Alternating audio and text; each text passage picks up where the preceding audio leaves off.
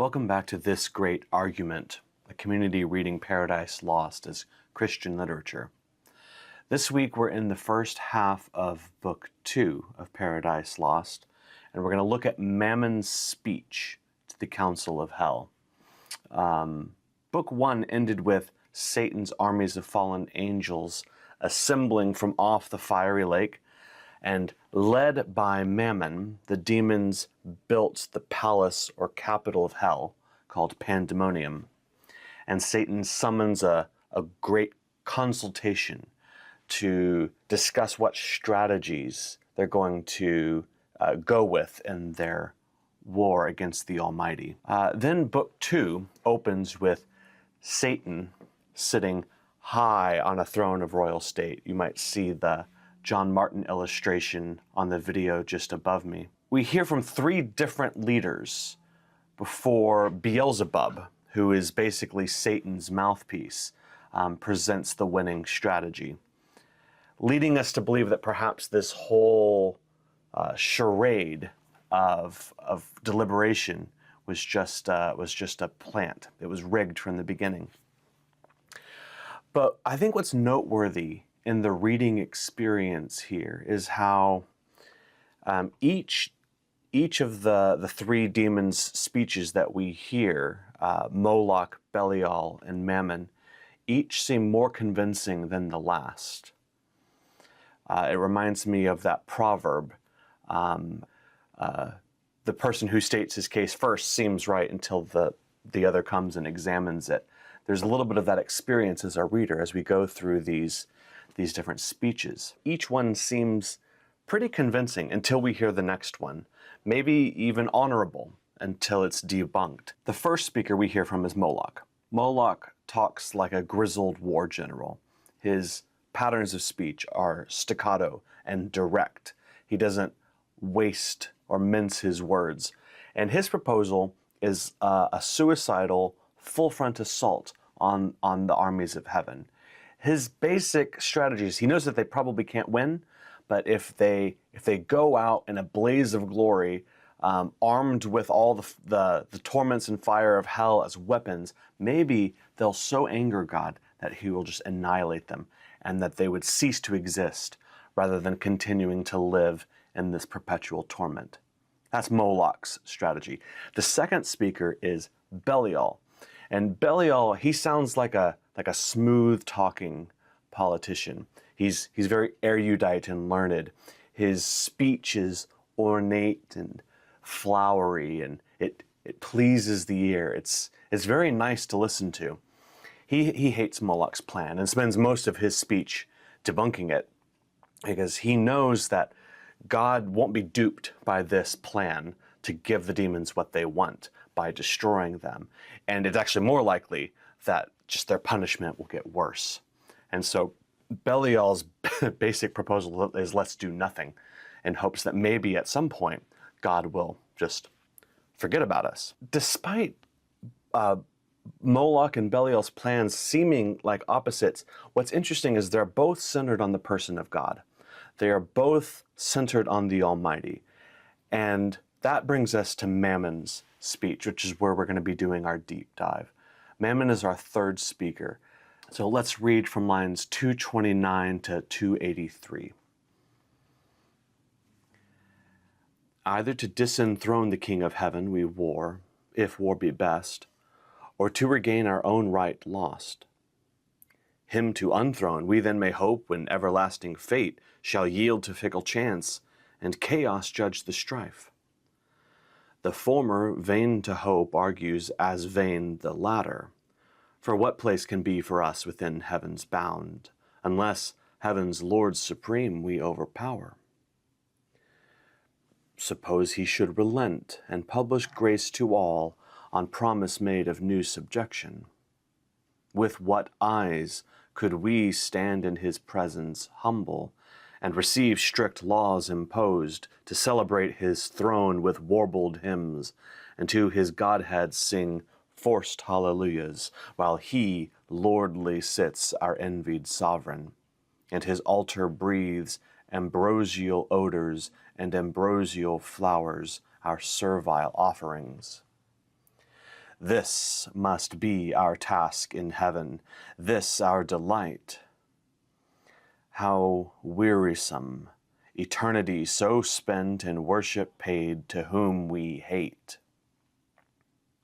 Let us not then pursue, by force impossible, by leave obtained unacceptable, though in heaven, our state of splendid vassalage, but rather seek our own good from ourselves, and from our own live to ourselves, though in this vast recess, free, and to none accountable, preferring hard liberty before the easy yoke of servile pomp. Our greatness will appear then most conspicuous when great things of small, useful of hurtful, prosperous of adverse, we can create. And in what place soe'er thrive under evil, and work ease out of pain through labor and endurance. This deep world of darkness do we dread? How oft amidst thick clouds and dark doth heaven's all-ruling sire choose to reside, his glory unobscured, and with the majesty of darkness round covers his throne, from whence deep thunders roar, mustering their rage, and heaven resembles hell. As he our darkness, cannot we his light imitate when we please? This desert soil wants not her hidden luster, gems and gold, nor want we skill or art from whence to raise magnificence. And what can heaven show more? Our torments also may in length of time become our elements.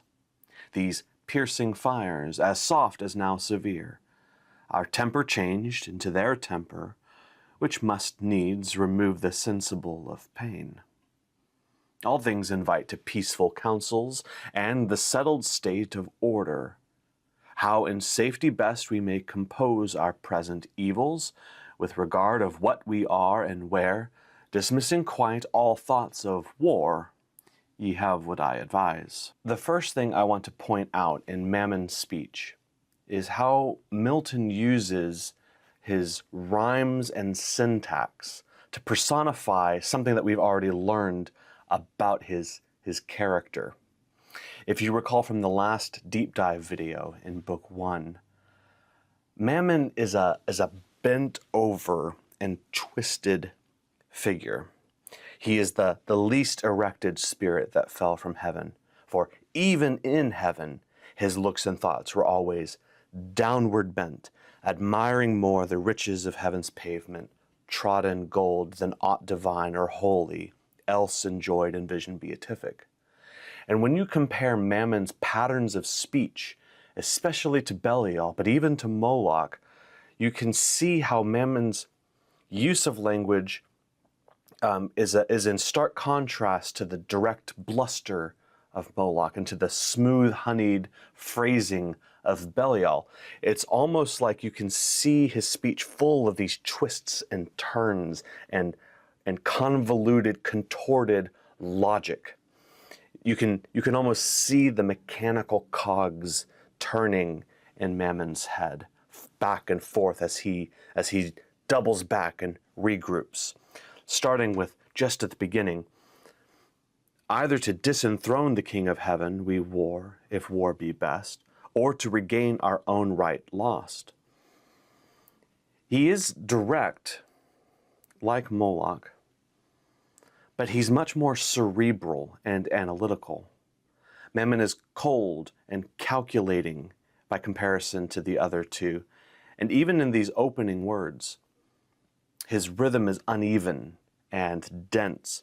His speech immediately disrupts the iambic pentameter with these trochaic substitutions, either to disenthrone the King of Heaven. The usual iambic pentameter that Milton has built this poem around is immediately and jarringly abrupted, either to disenthrone the King of Heaven. And you see it again right away.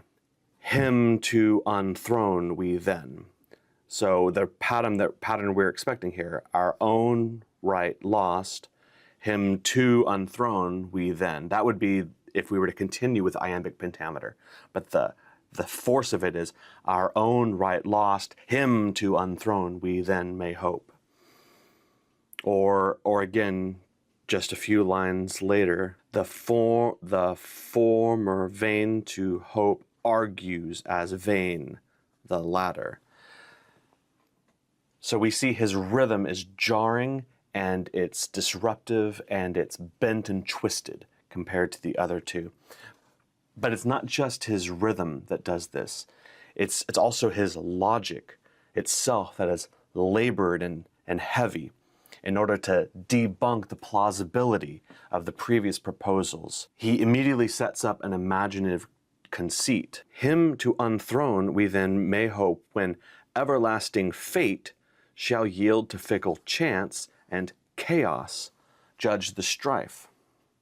This is dense stuff.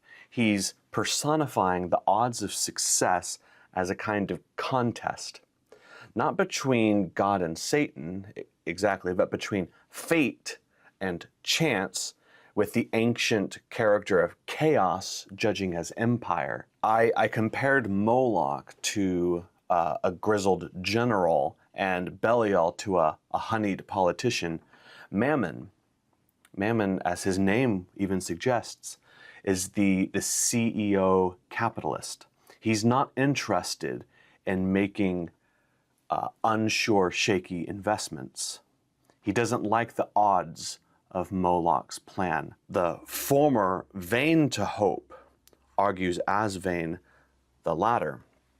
So he calls us all the way back to this binary that he set up at the beginning, either to disenthrone the King of Heaven or to regain.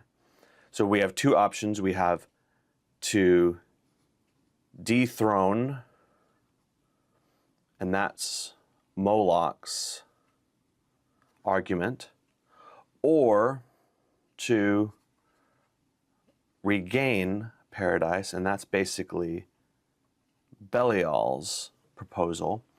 And he sets up the binary of his opponents, and he's going to, like this kind of computer, he's going to set up the ones and the zeros and calculate their odds to see that he doesn't like either of these options. We can either overthrow or resubmit, which represent these options. And the reason in his calculation neither of these two are really opposites at all is because they're both dependent on God. They're both God-centered options. That's the problem with both of his rivals thus far. You can't regain heaven, as Belial hopes, without overpowering God, as Moloch hopes, especially the Son of God. That's heaven's Lord supreme, the one who chased them, who routed them out of heaven in the war in the first place. And we'll see this more in books 5 and 6.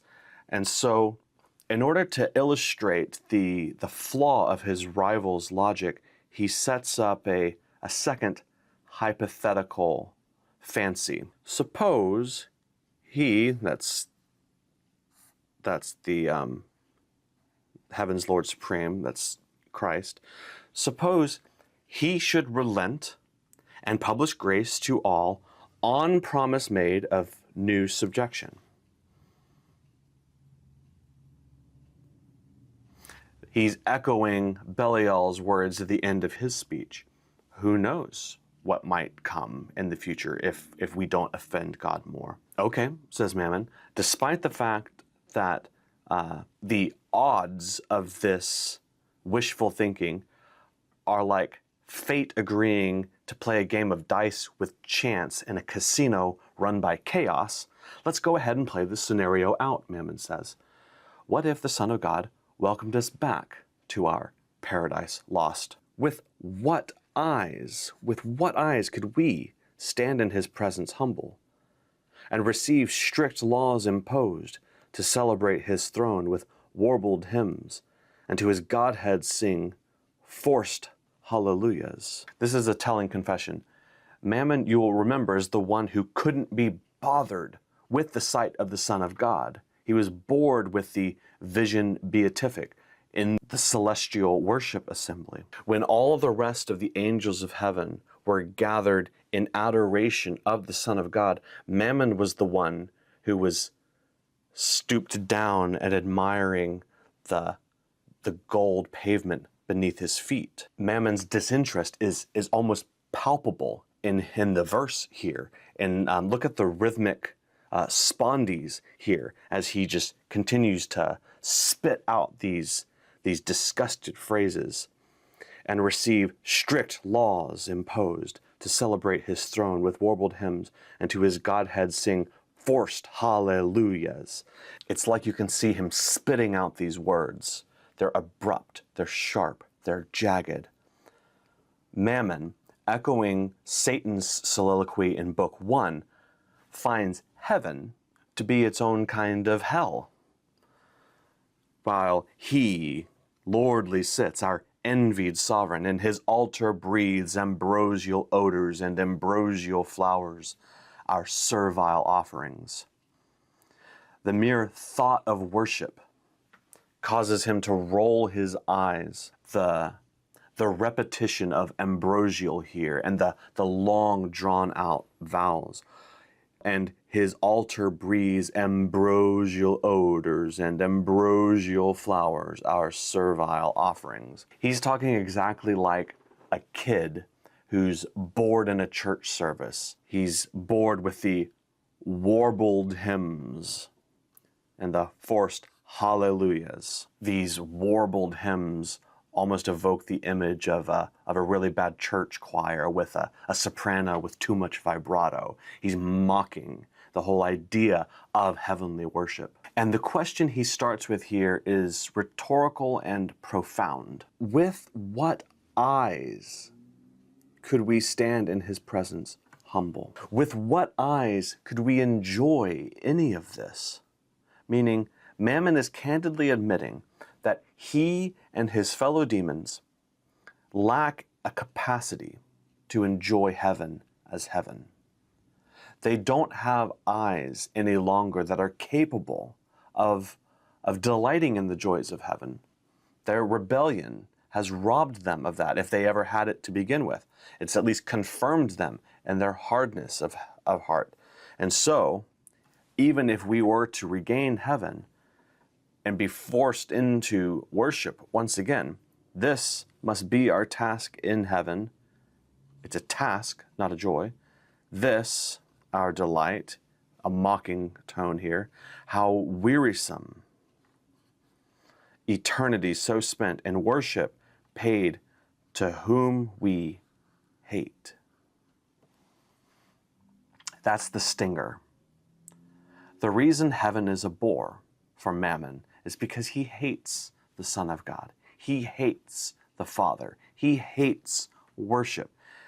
For him, for Mammon, the beatific vision is a miserific vision. The glory of the Father in the face of the Son of God is for Mammon not a delight, but a terror.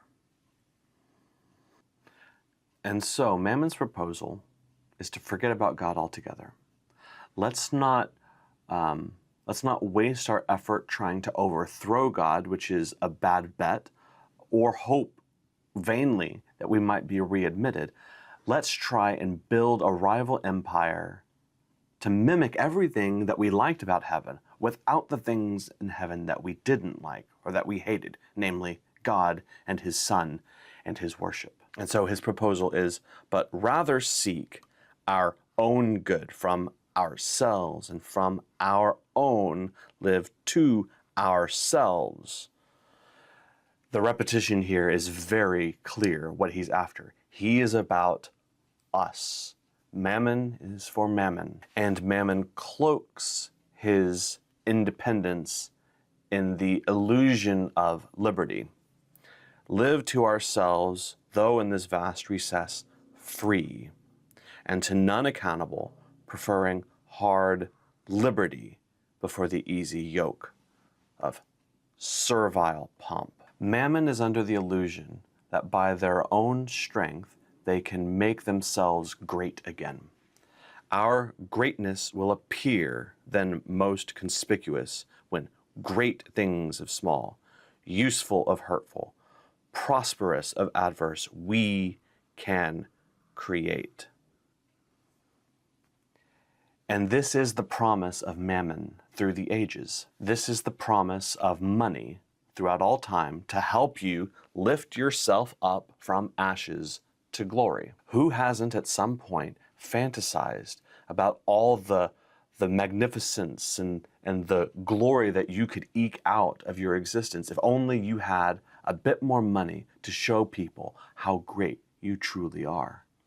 And this is because Mammon, the uber capitalist, the CEO, can't differentiate between means if they achieve his desired end. Why bother about ethics if you can deliver the results to your shareholders? And so we see this in Mammon's speech. How oft amidst thick clouds and dark doth heaven's all-ruling sire choose to reside, his glory unobscured, and with the majesty of darkness round covers his throne, from whence deep thunders roar, mustering their rage, and heaven resemble hell. In essence, Mammon's question here is, what's even the difference between heaven and hell? Doesn't God himself pick and choose and switch between these two modes of existence whenever it suits him? Why can't we do the same?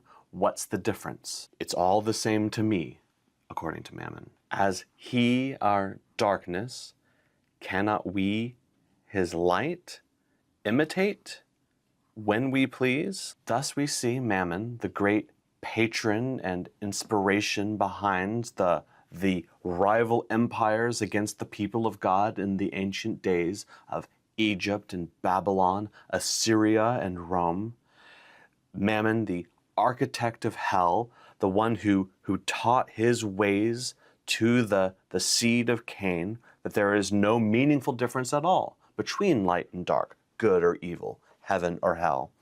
All that matters is glory. All that matters is magnificence. From whence to raise magnificence? And what can heaven show more? Mammon is the great copycat. Can't we just pick the parts of heaven that we'd like and reverse engineer them to imitate them and use them to our ends? Why bother with the giver if you can just take the gift? His policy is perfectly summarized in the narration that follows: in emulation opposite to heaven. That is all that Mammon has to offer. It's an imitation, an emulation to oppose the giver. Remember how in Book 1, when all the fallen angels entered Pandemonium and they started looking around, and the work they praised and some of the architect, his hand was known in heaven through many a towered structure high.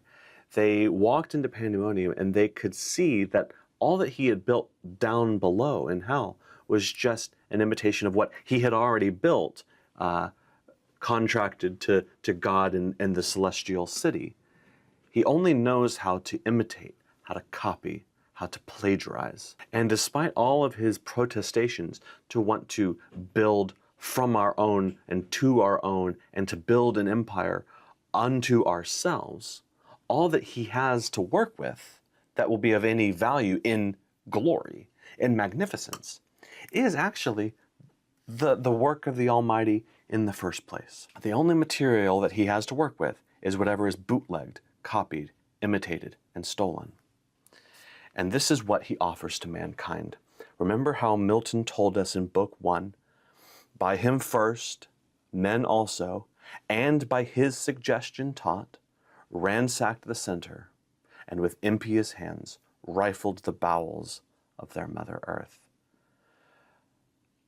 Mankind was shown how to reduce the gifts of creation and divorce them from their giver and reduce them to only so much raw material as to raise magnificence unto ourselves in exploitative and extractive manner. What I think Milton shows us in the character of Mammon is both tragic and devious. It is a pity that Mammon cannot see the difference, that he cannot enjoy the bounty of the giver in the glory of the gift. Instead, all Mammon does is try and separate the glory of God from the person of God. And despite all of his attempts to do so, he's only left with a cheap forgery.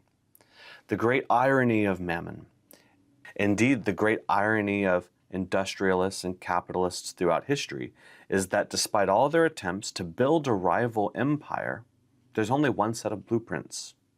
Anything that is glorious, anything that is good and true and beautiful, has its origins from the heavenly city, from the mind and the creativity and the goodness of God. And the irony is that in the end, anything glorious that Mammon is able to create in the final result will all be for the service of the Almighty. He thinks he's building an empire for himself, but anything that is true, good, and beautiful that he's creating will not be for his glory, but in the final result will redound to the glory of God. But I think Milton has another warning for us in the person of Mammon. If we, like Mammon, turn our eyes away from the beauty of the person of Christ and instead only fix our eyes on the glory of his bounty, we, like Mammon, can lose our capacity for true delight. With what eyes could we enjoy the things of heaven? No one exemplified the spirit of Mammon more tragically than Judas Iscariot. Judas, possessed by Mammon's spirit, tried to deconstruct the person of Jesus for his own gain. Judas tried to plunder the darling of heaven for a bit of mineral wealth and ended in utter ruin. So too with Demas, who abandoned Paul and his ministry in love with this world. Milton had a special antagonism toward those who he thought were abusing the ministry and the people of God for material gain. And so it's no wonder that he spends so much time in Book 1 and Book 2 exposing the spirit and the danger of Mammon for his readers. However, in the end, Mammon's proposal, compelling as it seems in the moment, won't win the day. There's even more sinister proposals coming ahead in Book 2. Next week, we'll look at the second half of Book 2, and we'll see another character in Milton's drama who was bored at church, alongside Mammon. Another character who, while everyone else was worshiping the Son of God and Mammon was bent down, exploring the riches of heaven's pavement, another character was having an adverse reaction to the sight of the glory of the Son of God. So for more on that, stay tuned for our next deep dive video as we look at the end of Book 2. That's all for now. Thanks for watching.